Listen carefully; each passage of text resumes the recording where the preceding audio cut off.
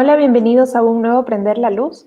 Hoy conversaremos con Lisette Arévalo Gross. Ella es periodista, productora y reportera para Radio Ambulante, un podcast distribuido por NPR, y antes trabajó como editora junior en la revista digital GK, donde cubría derechos sexuales y reproductivos y derechos de las mujeres y las niñas. Lisette tiene una maestría en periodismo por la Universidad de Columbia en Nueva York, donde fue fellow del Centro para Periodismo de Investigación Tony Estabil. Gracias, Lisette, por acompañarnos, gracias por estar acá. Y el tema de hoy que vamos a conversar son los retos de producir un podcast periodístico. Estamos en la época donde todo lo digital se ha vuelto como muy común y el consumo de los podcasts, que son estas publicaciones periódicas en audio que están disponibles en el internet y que se pueden escuchar en diferido, digamos, en el momento en el que el usuario quiera, se han vuelto como muy comunes y cada vez vemos que hay más personas haciendo podcast. Pero ¿qué pasa con los podcasts periodísticos? ¿Qué pasa con las historias periodísticas que se cuentan? Y bueno, para eso vamos a conversar con Lisette. Liz, cuéntanos acerca del trabajo de Radio Ambulante y su énfasis en llevar, como señala justamente el sitio web, estas estéticas de la buena crónica de prensa escrita, pero en un formato radial. Gracias, Yali, por la invitación. Claro que sí, Radio Ambulante, como bien lo mencionaste, es un podcast que se distribuye por NPR, que es la Radio Pública Nacional de Estados Unidos. Nació con la idea de crear historias en audio de personas de América Latina, ¿no? Que cuenta desde Argentina hasta Guatemala, Ecuador, Brasil, etc. Y la idea, como bien dijiste, es que sea la crónica escrita trasladada al audio. Nace también inspirada en un programa que se llama This American Life en Estados Unidos. Los creadores de Radio Ambulante, Daniel Alarcón y Carolina Guerrero, escuchaban mucho This American Life y un día dijeron, ¿por qué no hay esto en español? Entonces decidieron, bueno, pues hagámoslo nosotros. Si es que no lo hay, hagámoslo nosotros. Y así es como nació Radio Ambulante. Hablando sobre las historias que tú has producido para Radio Ambulante desde Ecuador, bueno, me surgen algunos nombres y luego te preguntaré como de cada una, pero empecemos tal vez por una que es de mis favoritas y que es Los extraterrestres.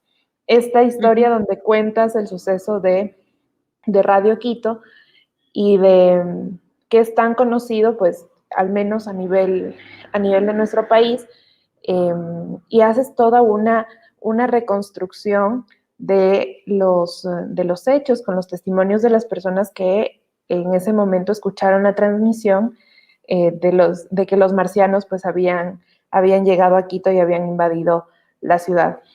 Empecemos por cuéntanos tu experiencia, cuáles fueron los retos para poder construir esta historia.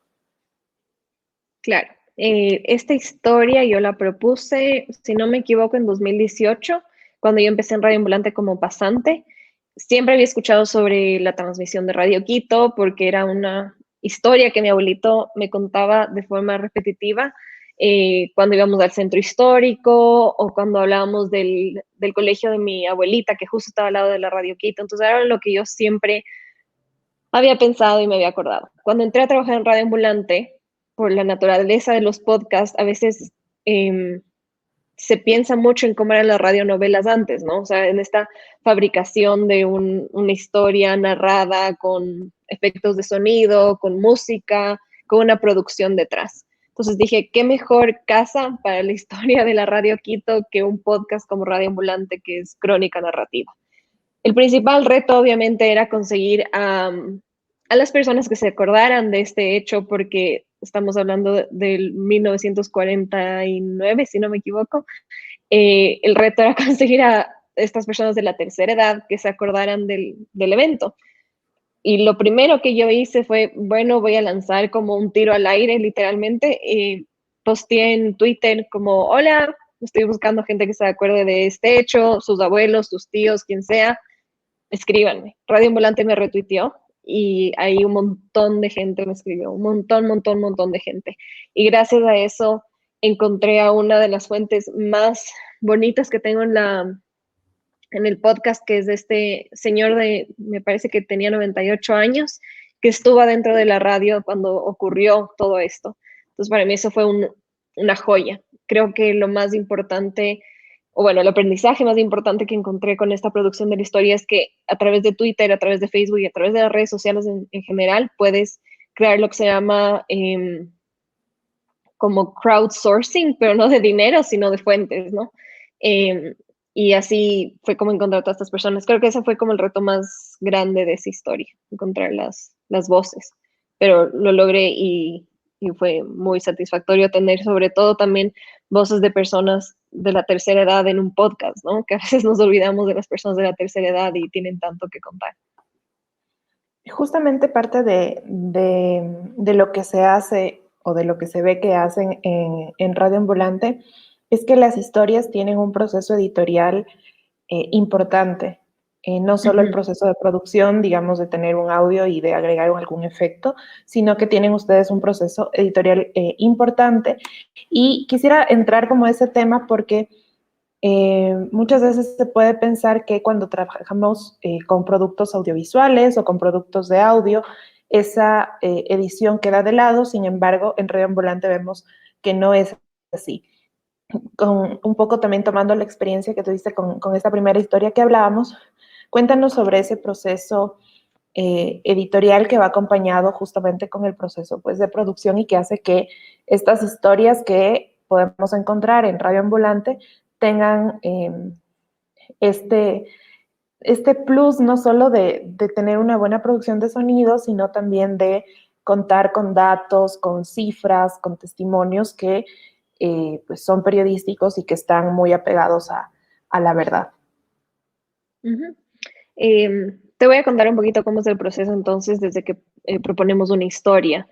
Como productores de Radio Ambulante, tanto yo como mis compañeros que están en otros países, buscamos historias que tengan un arco narrativo muy claro, es decir, un inicio, un conflicto y un desenlace, y que tengan personajes fuertes. En ese sentido, quiero decir, gente que esté viva, que pueda contar estas cosas en primera persona muchas veces, gente que hable muy bien, que se exprese claro, que sea elocuente y que exprese sus sentimientos también, porque hacemos también historias muy personales. Una vez que encontramos esta propuesta de historia, escribimos un pitch que le llamamos, que básicamente una propuesta, y tenemos una reunión editorial donde discutimos la historia. Entonces, más allá de si se aprueba o no, los editores también nos entregan pautas de qué es lo que quisieran encontrar en un episodio de Radio Ambulante con esa propuesta. Entonces, por ejemplo, te proponen con qué fuentes hablar, cómo comenzar, qué tipo de audio buscar. Digamos, no sé, se trata de un álbum de fotos. Ok, entonces queremos que la persona principal te describa cómo es este álbum de fotos y tener eso grabado desde la voz de esta persona, desde el personaje principal. Detalles como eso, sonido de ambiente, quizás una marcha, una protesta, sonidos de agua, de río, etcétera. Entonces, una vez que ya tenemos una idea que necesitamos, ya avanzamos con el proceso de buscar a las personas. Generalmente ya las tenemos como medio aseguradas, porque tenemos que también saber que ya van a hablar con nosotros antes de comenzar con la propuesta. Y después las entrevistamos. Pero durante todo este proceso siempre está la editora Camila Segura acompañándonos. Ella revisa nuestros cuestionarios, nos sugiere preguntas, porque obviamente una persona no puede hacer todo sola y siempre se necesita un ojo externo. Nos sugiere preguntas para el entrevistado o la entrevistada. Después de las entrevistas a veces conversamos, le contamos cómo fue, qué tipo de audio conseguimos, y después hacemos un outline que también lo revisa Camila. Después del outline entregamos un primer guión, luego un segundo, luego un tercero. Es un trabajo de muchos meses, de mucho trabajo detrás, tanto de la fact-checker como de la editora, como del diseñador de sonido. O sea, un podcast es muy importante para Radio Ambulante. El diseño de sonido que hacen Andrés Aspiri y Remy Lozano es fundamental porque ellos nos transportan a lugares a través de su composición. Entonces, más o menos es la producción. No sé si te quedó algo medio como no claro o quisieras que ahonde más. No, creo que está claro y sobre todo creo que nos ayuda a mostrar que cuando uno trabaja en historias periodísticas, pues siempre hay un proceso, eh, digamos, riguroso de edición, de producción, sin importar el formato en el cual se las presente. Creo que eso es algo importante, sobre todo, y que en mi experiencia sobre todo lo he visto en medios que están como mucho más a la vanguardia, o sea, como medios que están como mucho más eh, metidos en el mundo digital, que son más prolijos en ver que sus contenidos pues tengan un proceso editorial importante. No digo que los medios tradicionales no lo hagan, sino que en mi experiencia personal he podido ver que es así. Bueno, Liz, tú también te has especializado en topar temas que tienen que ver con derechos de las mujeres, derechos sexuales y reproductivos, derechos de la comunidad LGBTI, y has hecho como mucha parte de tu trabajo ha estado dedicado a cubrir esa fuente. En Radio Ambulante también hemos visto historias que tienen justamente relación con ello. Por ejemplo, tenemos una historia que además es un poco más personal, que es esta historia de Lorena Bobbitt, donde además una de las fuentes principales es tu mamá. Y también tenemos otra historia que habla sobre el aborto en el Ecuador y que además cabe recalcar fue una de las historias que quedó en el premio Roche Regional como uno de los nominados. Cuéntanos, con base en la experiencia de la producción de estas dos historias, cómo es llevar a digamos, al podcast, al audio, a la producción, estas historias que son sensibles, estas historias que son temas que a veces no se nos ocurriría tal vez escucharlos en un podcast, sino pues que a veces nos topan y que justamente en un podcast como los que produce Radio Ambulante, con todo el diseño de sonido, con toda la investigación que hay detrás, pues como que llegan más. Yo creo que hay varias cosas que podemos topar ahí. La principal es que en historias de abusos de los derechos humanos, porque no son nada más que eso, eh, a veces las fuentes principales no quieren hablar y eso es completamente comprensible. Entonces, no siempre vamos a encontrar a una fuente que queremos para contar una historia en particular. En el caso de la historia de Lorena Bobbitt fue todo un desafío encontrarle a ella y que ella me diera su tiempo, así de simple, y pedirle que vuelva a revivir momentos tan dolorosos y difíciles de procesar para ella. Fue un reto, pero nos tardamos meses en lograr convencerla de que hablara con nosotros. Entonces hay que tomar en cuenta eso, ¿no? Porque ella bien podía decirme a la consulta con cualquier otra cosa, ¿no? O sea, se han escrito tantos reportajes de ella, tantas veces su historia, pero nosotros queríamos la voz de ella contando estos hechos. Entonces eso fue un principal reto. A veces no se consigue. De hecho, en un punto yo pensé que no lo iba a lograr y después de insistirle muchísimo y mandar muchos correos lo logramos, pero yo estoy consciente de que los temas más de derechos humanos y sensibles y que pueden a veces ser revictimizantes es mucho más difícil que cuando haces prensa escrita o algo por el estilo, justamente por el hecho de que necesitamos la voz de esa persona. No por eso quiere decir que no se utilice la misma rigurosidad para no revictimizar a la fuente, ¿no? Creo que eso lo hacemos en audio como lo haríamos en TV, como lo haríamos en prensa escrita. Lo más importante es cuidar la integridad de estas personas, cuidar sus sentimientos, cuidar que esto no ocasione, no sé cómo decirlo, estímulos que revivan todo este trauma, ¿no? Eso, y lo otro que iba a mencionar es que en Radio Ambulante y en general en los podcasts, como tú bien dijiste, cuando escuchas a la persona hablar de estas cosas en primera persona y cómo les pasaron, cómo pasaron ellas y qué sintieron, te llega muchísimo más. O sea, algo característico de Radio Ambulante es que al escuchar estas historias en primera persona genera mucho más empatía que cuando lees en un texto de una forma un poco más fría. No quiero desmerecer el trabajo del periodismo escrito porque es muy valioso y ha generado mucho impacto, pero genera otro efecto definitivamente, como tú dices. Y hablemos un poco también sobre ya lo que tú decías justo al final, y es cómo las historias, es cuando escuchas la voz de las personas, cuando escuchas al narrador, cuando alguien te lo cuenta, el efecto digamos, en la persona que entra y escucha el podcast es distinto. ¿Qué pasa con las personas que siguen a Radio Ambulante? Ustedes tenían, y entiendo que tal vez la pandemia dificulta algunas actividades, pero, por ejemplo, los clubes de escucha, donde podías encontrarte con varias personas y escuchar una de estas historias, conversarla. ¿Cómo han visto también esta recepción? Y en tu caso, ¿cómo has visto la recepción de tus historias, de esas historias que tú has contado desde Ecuador? Uh-huh. Los clubes de escucha es algo que pegó muchísimo con los escuchas de Radio Ambulante que están en todo el mundo. Sí. Y hay un club de escucha en particular en Nueva York que continuó reuniéndose todos los martes a escuchar los episodios a pesar de la pandemia. Ellos comparten siempre sus impresiones de las historias que les ha parecido. Tengo entendido que las discuten entre ellos. Eh, y han creado también como una comunidad. Entonces es algo muy particular de Radio Ambulante que genera comunidades y genera amistades entre las personas que lo escuchan. En cuanto a la recepción de las historias que yo he hecho, pienso que de esta temporada que acaba de terminar, las que más he recibido respuestas son de la de Lorena. Muchas mujeres me escribieron a decir que han pasado por algo parecido, que tienen sus propias historias de violencia doméstica o que han visto a sus mamás o sus abuelas o sus tías, primas, amigas, hermanas, etcétera, pasar por situaciones así.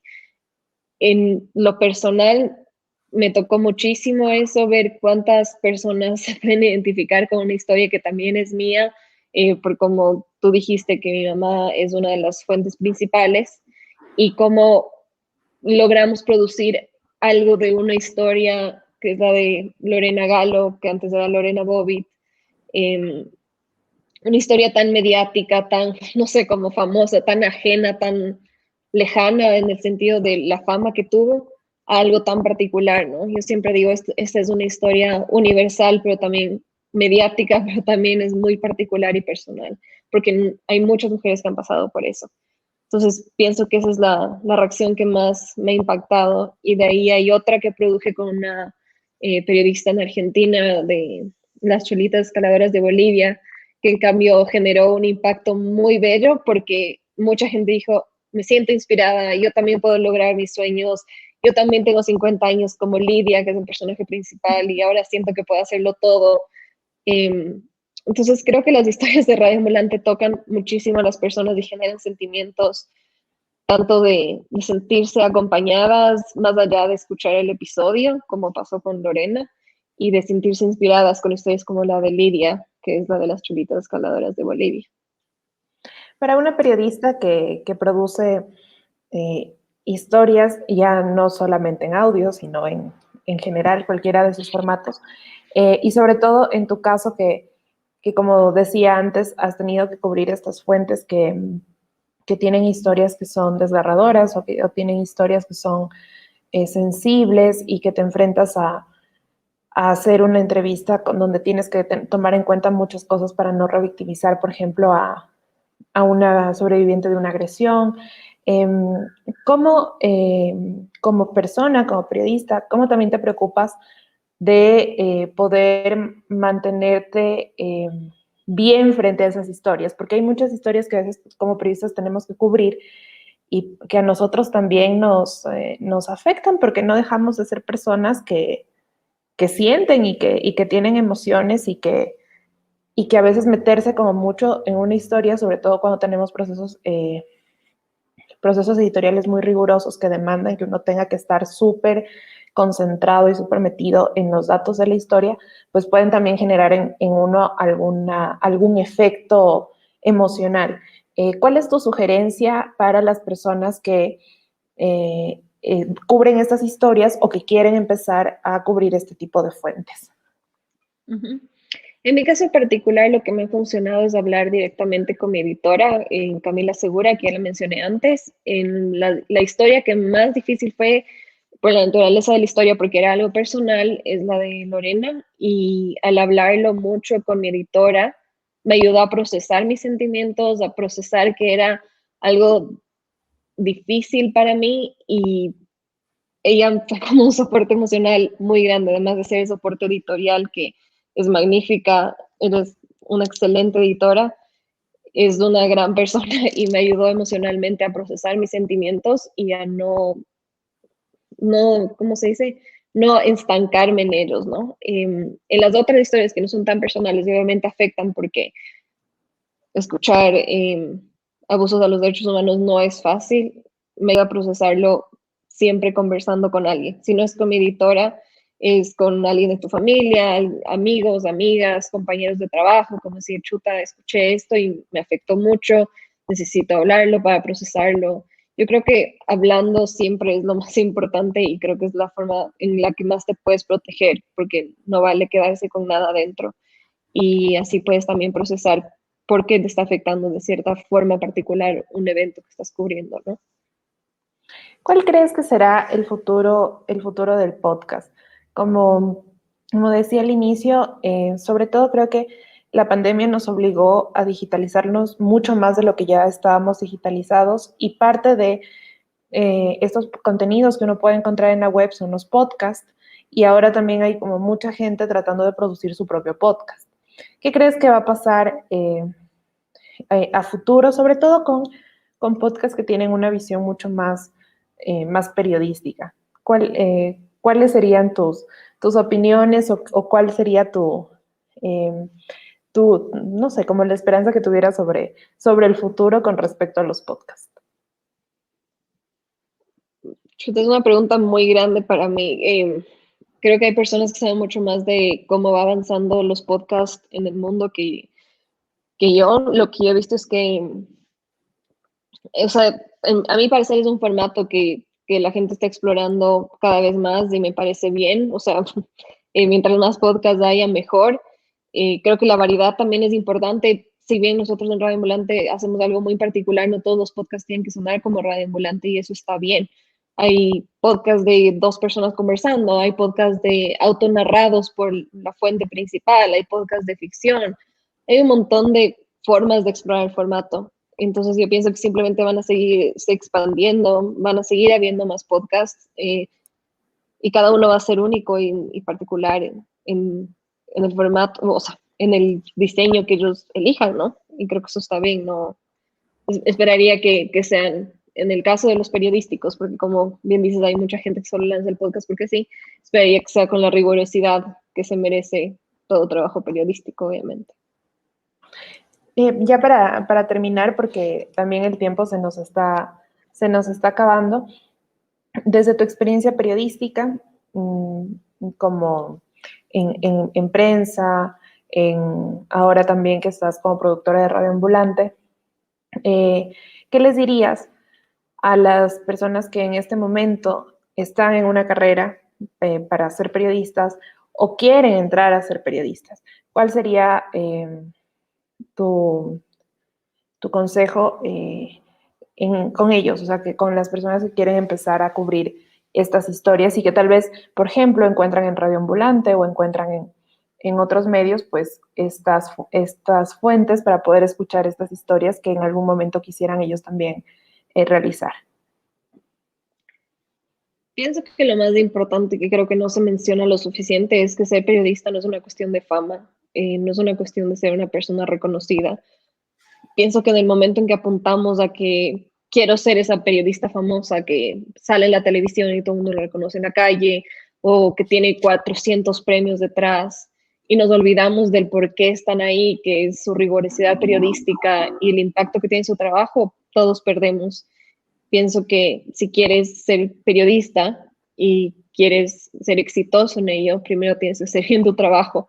Y en lugar de enfocarnos en, ¿cómo llego a ser esta persona que tiene 40,000 seguidores en redes sociales? Deberíamos pensar cómo puedo hacer mi trabajo mejor y cómo puedo innovar yo dentro de esta área. Entonces, diría que se enfocaran más en eso que en la fama que se puede conseguir a raíz del trabajo duro. Gracias, Liz. Justamente eso, como tú dices, es uno de los temas que tal vez poco se trata cuando se habla de periodismo y que a veces sí es una cosa que uno ve en las universidades o incluso ya luego en el ejercicio profesional como esto de querer, no sé, como tener muchos retweets, muchos seguidores, mucha fama y a veces el trabajo periodístico que es es lo que es para lo que te formaste como que se queda de lado. Muchas gracias por conectarte, por compartirnos tus experiencias, por contarnos también cómo funciona Radio Ambulante. Nada más, si les puedes decir a las personas que nos ven y que nos escuchan, dónde encontrar estos podcasts, cómo pueden consumirlos, cómo pueden escucharlos, para que también puedan ellos pues ser parte de los ambulantes. Chévere, claro que sí. Pueden encontrarnos en radioambulante.org, escuchando directamente desde la página web, o también en Spotify, en Apple Podcast, en Google Podcast, en cualquier plataforma de podcast que utilicen. Ahí estamos como Radio Ambulante y pueden escucharnos cuando quieran. Hay muchos episodios, así que bienvenidos.